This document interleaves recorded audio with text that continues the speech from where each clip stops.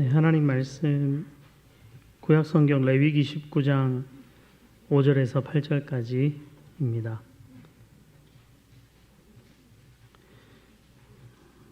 레위기 19장 5절에서 8절까지의 말씀 한 절씩 교독해서 보겠습니다. 제가 먼저 5절 읽겠습니다. 너희는 화목 제물을 여호와께 드릴 때에 기쁘게 받으시도록 드리고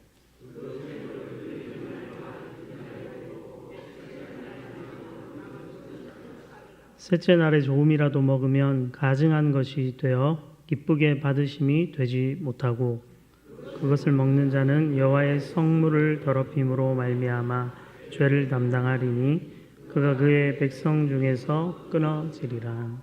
아멘. 네, 오늘 이 본문 말씀을 의지해서 기쁘게 받으시는 예배라는 제목으로 하나님 말씀을 나누겠습니다. 우리 아멘교회 비전이 뭔가요? 뭐지요? 네, 이거는 이제 올해 표고 하나님의 기쁨이 되는 공동체, 여기 주보에 보면 여기 들어가 있습니다. 하나님의 기쁨이 되는 공동체를 세우는 것이 아멘교회의 비전. 이제 담임 목사님께서 목회하시면서 시작하시면서 이렇게 정하신 건데, 저는 여러 교회들이 이런 비전 문구들이 있거든요. 제가 봐온 문구 중에 베스트가 아닌가, 제일 좋은 문구 같아요. 그래서 혹시 나중에 담임 목회를 할 수 있는 기회가 있다면 이 비전을 그대로 써보고 싶다, 이런 생각하거든요. 허락은 안 맡았는데 목사님께 그런 생각을 하여튼 한 적이 있습니다. 근데 하나님의 기쁨이 되는 공동체를 이루기 위해서 여러 가지 추구하는 방향들이 있는데, 그 중에서도 전인격으로 예배하는 예배 공동체를 우리가 소망하면서 이 아멘교회를 이루어 가는데요. 오늘 본문 이 9절에 보면은 하나님께서 이 화목제물을 기쁘게 받으신다는 표현이 있거든요. 그래서 우리가 진실한 이 예배 공동체로서, 거룩한 예배 공동체로서 하나님께서 기쁘게 받으시는 예배를 어떻게 드릴 수 있는지를 오늘 본문 말씀을 이렇게 살펴보면서 함께 생각하고 또 우리 삶에 또 적용하고 순종할 수 있으면 좋겠습니다. 레위기 19장 본문을 제가 계속 연속해서 살피고 있는데, 내가 거룩하니 너희도 거룩하라고 하신 하나님께서 어떻게 하면 구체적으로 그러면 하나님의 백성들이 거룩한 삶을 살 수 있을지 여러 가지 이야기들을 해오고 계신데, 먼저는 부모 경외에 대해서 다뤘고, 그 다음에 안식일을 지키는 것, 그리고 이전에 바로 직전에는 우상을 만들지 말라는 말씀을 나눴고요. 오늘은 화목제의 제물, 기쁘시게 하나님께 받으시도록 드리라는 이 말씀을 함께 살피겠습니다. 5절이 이렇게 시작하죠. 너희는 화목제물을 여호와께 드릴 때 기쁘게 받으시도록 드리고, 이렇게 말씀합니다. 화목제물은 언제 드려졌을까요? 그 레위기나 또 모세오경 본문들을 이렇게 찾아서 정리해 보면은 화목제는 또 크게 세 가지로 분류가 됩니다. 감사제라고 표현되고, 또 서원제, 또 자원제, 이런 표현들이 이제 붙어 있거든요. 감사제는 고백의 제사, 이렇게 직역할 수 있는데 하나님을 향한 어떤 고백을 드린다는 것이거든요. 근데 그 고백에는 감사가 담겨 있는 거죠. 그래서 주로 어떤 경우냐면 평안을 상실했을 때 그 평안을 하나님께서 우리에게 회복해 주시면 감사의 마음, 하나님의 그 구원에 대한 그 믿음의 고백을 가지고 이 화목제물을 드리는 것입니다. 예컨대 뭐 전쟁에서 승리하고 평안을 얻었다든지, 뭐 여러 가지 예들 들을 수 있겠죠. 관계 어려움이 해소된다든지, 여러 가지 인생의 어려움들이 해소될 때 그렇게 표현할 수 있고요, 드릴 수 있고, 또 서원제, 자원제 이렇게 나오는데, 서원제는 가장 대표적으로는 이제 한나가 아들을 못 낳았잖아요. 아들을 하나님 앞에 구하면서 아들을 주시면 이 아들의 평생을 하나님께 드리겠습니다라고 서원하면서 이제 사무엘을 얻었고, 사무엘을 얻었을 때 한나가 이제 하나님 앞에 나아가서 제물을 드릴 때 그때 그 표현들이 사무엘서에 나오는데 그게 바로 이제 서원의 제사, 화목제의 제사를 하나님 앞에 드립니다. 이런 식으로 화목제의 제물을 드립니다. 그런데 이 화목제의 제물을 어떻게 드리라고 하시냐? 기쁘게 받으시도록 드려라 이렇게 말씀을 하시죠. 하나님이 받으실 때 기뻐하실 수 있게 드려라. 똑같은 표현을 성경 다른 곳에서 연락되도록 이렇게 표현하는 구절들이 나오거든요. 시편에 내 입술의 말과 나의 마음의 묵상이 주께 연락되기를 원하나이다 이렇게 고백하는 그 구절에 연락되도록 이렇게 표현이 되는데 그 단어랑 지금 여기 기쁘게 받으시도록 이라는 단어랑 똑같은 단어입니다. 하나님께서 기꺼이 받으시게 드려라 이런 표현이거든요. 하나님이 기쁨으로 받아들이실 수 있도록 그 제물을 받으실 수 있도록 드려라. 그러면 역으로 얘기하면 기쁘게 받으시지 못할 수도 있는 상황이 있다는 거죠. 오늘 본문이 그 이야기를 하고 있습니다. 하나님께 기쁘게 받으시도록 이 화목 제물을 드려야 되는데 하나님께서 기쁘게 받으심이 못 될 수도 있기 때문에 그것을 주의해서 그렇게 드려야 된다는 거죠. 그 이야기가 6절부터 8절까지 이어지고 있습니다.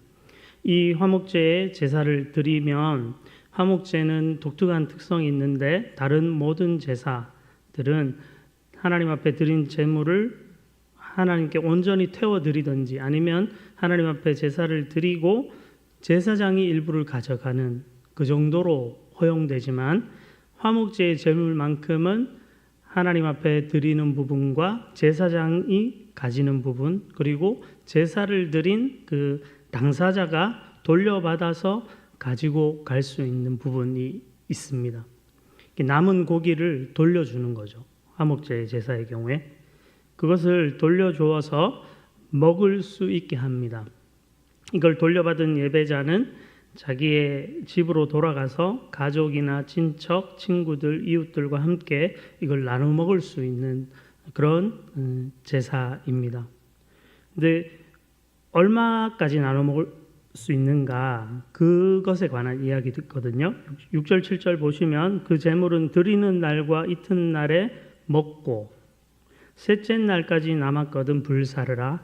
셋째 날에 조금이라도 먹으면 가증한 것이 되어 기쁘게 받으심이 되지 못하고 이렇게 말씀합니다. 다른 제사는 당일에 이렇게 드려지면 하나님이 온전히 받으셨으면 완료된 건데 화목제의 제사는 제사를 드린 날로부터 둘째 날까지 남은 이 고기를 먹고 셋째 날에 그것을 불살라야 남은 것들을 완전히 불살라야 제사가 완료되는 것입니다. 그때 그 과정을 다 끝내야 하나님께서 기쁘시게 받으시는 제사로 이제 되는 것이죠. 예배자의 몫이 있는 것입니다. 그래서 첫째 날, 둘째 날은 나눠 먹고 셋째 날에 남을 수 있는 것은 아무도 먹지 말고 그것을 다 불살라라. 그걸 먹으면 가증한 것이 되어버린다. 썩는 것이 된다. 이런 표현이거든요. 썩는 것이 된다. 그래서 하나님이 그 제물에 남은 것을 셋째 날에 취한 그것 때문에 그 죄 때문에 이 예배를 받지 않으신다. 이 제사를 기쁘게 받으실 수 없다. 이렇게 말씀하고 있는 것입니다.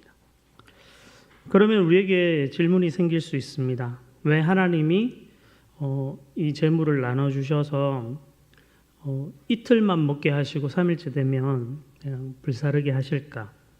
이 날짜에 대한 궁금함이 생길 수 있을 것 같습니다. 하나님이 일단 제물 하나님께 드려진 걸 나눠주신 것 자체는 은혜이죠. 감사하고 하나님의 은혜인데 이것을 그러면 주셨으면 뭐 좀 넉넉하게 좀 먹고 이렇게 하게 해주시지 왜 그러면 이틀이냐? 아까 화목제 제사 세 종류 얘기했는데 감사제의 경우에는 하루만 먹게 허락하시거든요. 서원제와 자원제는 이틀 먹게 허락하시는 거고 왜 그렇게 시간을 제한해 두시나? 크게 두 가지의 이유가 있다고 학자들이 설명을 하고 있습니다. 기본적으로는 위생적인 이유 때문이다 일 것이다. 이 당시에 이제 뭐 냉장 시설 뭐 이런 게 잘 안 되어 있으니까 오래 고기를 보관하면 당연히 상하겠죠. 그러니까 이걸 이틀, 3일, 4일 길게 가면 이제 변질되고 상하게 되면 그걸 먹음으로써 건강상의 어려움이 있을 수 있기 때문에 하나님께서 그것을 배려하는 차원에서 이렇게 말씀하시는 거다. 어느 정도 일리가 있다고 여겨집니다. 근데 보다 더 중요한 이유는, 근원적인 이유는 이 화목제의 제물을 나누기를 위함에 우리가 초점을 좀 맞춰야 합니다. 만약에 하나님이 이 기간을 무제한으로 두셨다 하면 가져가서 내가 마음껏 어떤 식으로든 보관할 수 있다면 두고 먹는데 누구 나눠 먹어라 이런 말씀은 성경에 없거든요. 그러면 어떻게 될까요? 내가 먹어야죠. 내가 먹고 내 가족이 먹고 굳이 이웃에게 나누고 뭐 친척에게 나누고 이렇게 안 해도 오래 보관해서 오랫동안 기간을 주시면 그렇게 할 여지가 크다고 볼 수 있습니다. 저만 그럴까요? 인간은 다 이기적이고 자기중심적이고 자기가 가장 중요하고 그렇기 때문에 하나님이 이렇게 하나님에 향한 감사의 제사를 드려서 돌려주신 것임에도 불구하고 시간을 길게 허락하셨다면 아마도 자기 자신이나 자기 옆에 가족들만을 위해서 그것들을 취할 가능성이 이제 높은 것이죠. 그래서 이 나눔을 빨리 이렇게 시간을 제한하셔가지고 빨리 나누어 버리게 안 나눌 수 없게 만드시는 거예요. 이틀만을 두셔가지고 나누시고 남으면 불태워 버려야 되니까 어차피 가치가 없잖아요. 먹을 수 없으니까 이틀 안에 어떻게든 많은 사람과 나눌 수 있게 하나님이 이 화목제의 제물을 드린 것, 돌려받은 것을 그렇게 취급하게 하시고 있다. 이렇게 설명할 수 있을 것 같습니다. 하나님은 그런 면에서 받은 은혜와 사랑에 대한 감사를 꼭 나누게 하시는 분이시다라는 점을 우리는 기억해야 합니다. 예배에 와서 우리는 은혜를 받습니다. 그래서 은혜를 나만 하나님과 1:1 관계에서 누리면 된다고 우리는 생각할 수 있지만 하나님은 우리가 하나님께 받은 그 은혜와 사랑을 나누면서 살기를 원하시죠. 은혜를 나누면 더 커지고 더 많은 사람들이 이걸 누릴 수 있게 되니까요. 우리에게도 마찬가지입니다. 우리에게 화목 제물이 되신 예수님이 계시죠. 요한일서 2장 2절에 그는 우리 죄를 위한 화목 제물이니 이렇게 말씀하거든요. 예수님은 우리 죄를 위한 화목 제물이 되셨죠. 그래서 우리에게 구원의 은혜를 주시고 우리의 삶의 필요들을 채우시고 평강이 없을 때 평안을 주시고 회복의 은혜를 주십니다. 그러면 그것을 가지고 하나님이 허락하신 이 은혜와 사랑을 나누면서 살아가기를 원하시는 거죠. 하나님과의 만남의 시간인 동시에 예배의 시간은 성도들과 받은 은혜를 함께 나누는 은혜의 장이 되는 것입니다. 그렇다면 우리는 화목제물 대신 예수님을 어떻게 나눌 수 있을까요? 구약의 화목제의 제사는 이제 고기를 나눠 먹는 건데 예수님을 화목제물로 주셨으니까 우리에게 우리는 예수님을 어떻게 나눠야 하죠? 예. 뭐 우리가 상징적으로는 성찬을 통해서 예수님을 나누잖아요. 예수님의 살과 피를 나눕니다. 이거는 상징적이고 또 그 예수님의 십자가 사랑을 기념하기 위해서 우리가 하는 거고 보다 현실적이고 구체적으로 우리가 어떻게 예수님을 나눌까? 요한일서 4장 10절과 11절에 보면 이런 말씀이 있습니다. 한번 찾아보겠습니다. 성경이 있으신 우리 성도님들은 워낙 유명한 성경 구절인데요. 요한일서 4장 10절, 11절.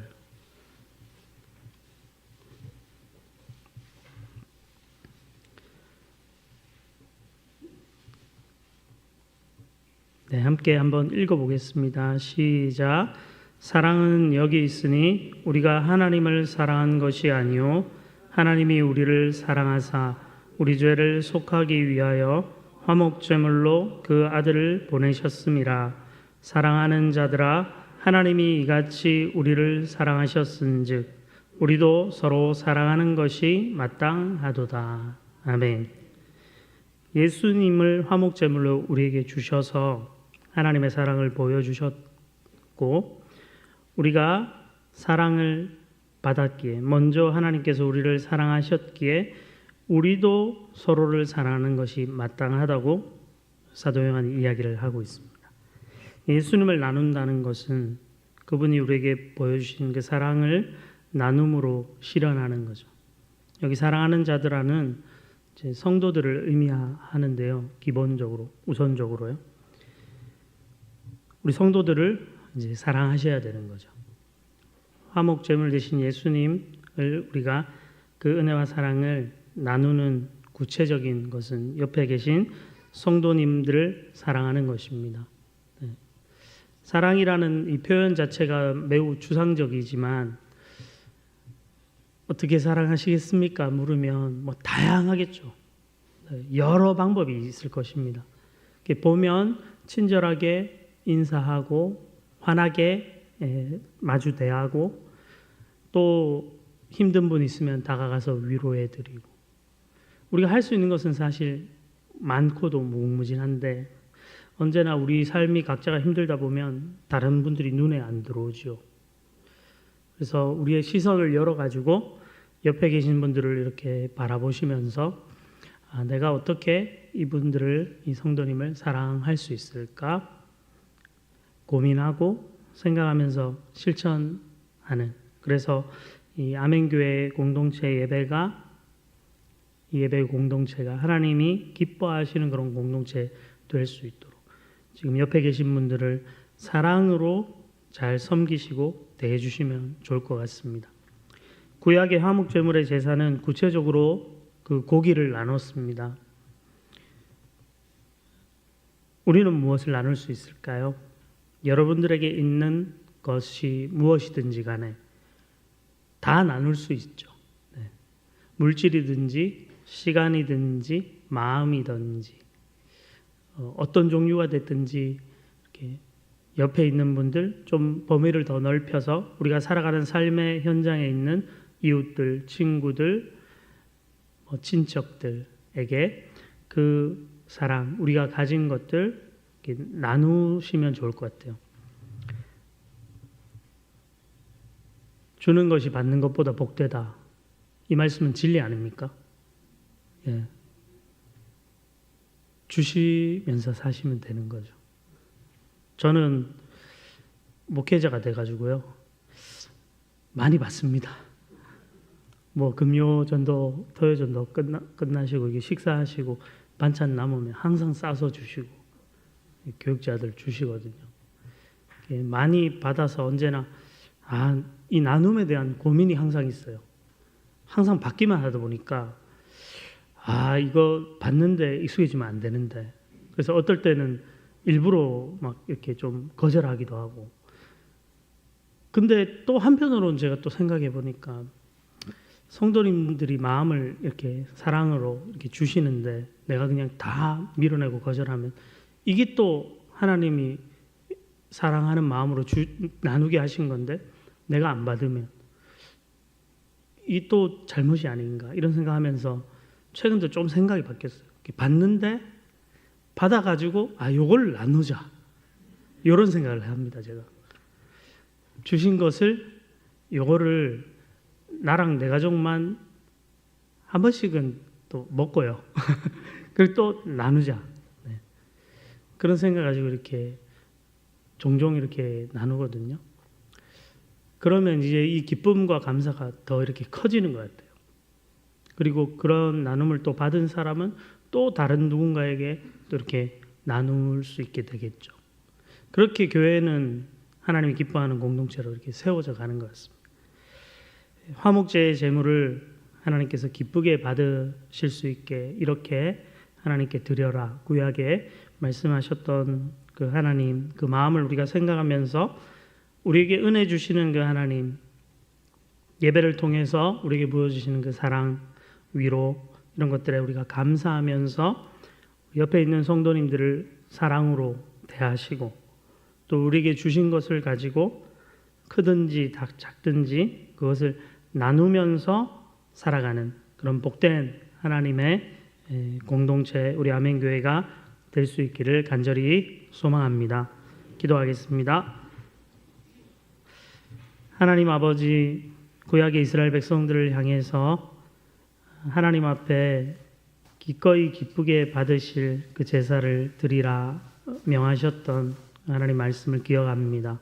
오늘 우리의 예배를 받으시는 하나님, 우리에게 구원의 은혜와 감격을 허락해 주시는 하나님, 우리가 받은 사랑으로 인해 우리도 서로를 사랑하며 살게 하시고 특별히 우리에게 주신 그 구체적인 물질과 시간과 우리에게 허락하신 달란트를 가지고 우리 주변의 많은 영혼들에게 나누면서 살 수 있는 그런 복된 성도님들 우리 아멘교회 되게 해 주시옵소서. 그래야 해서 하나님의 기쁨이 되는 공동체로 온전히 세워져 갈 수 있도록 주여 우리 아멘교회를 지키시고 세워주옵소서. 감사드리며 예수님 이름으로 기도드립니다. 아멘.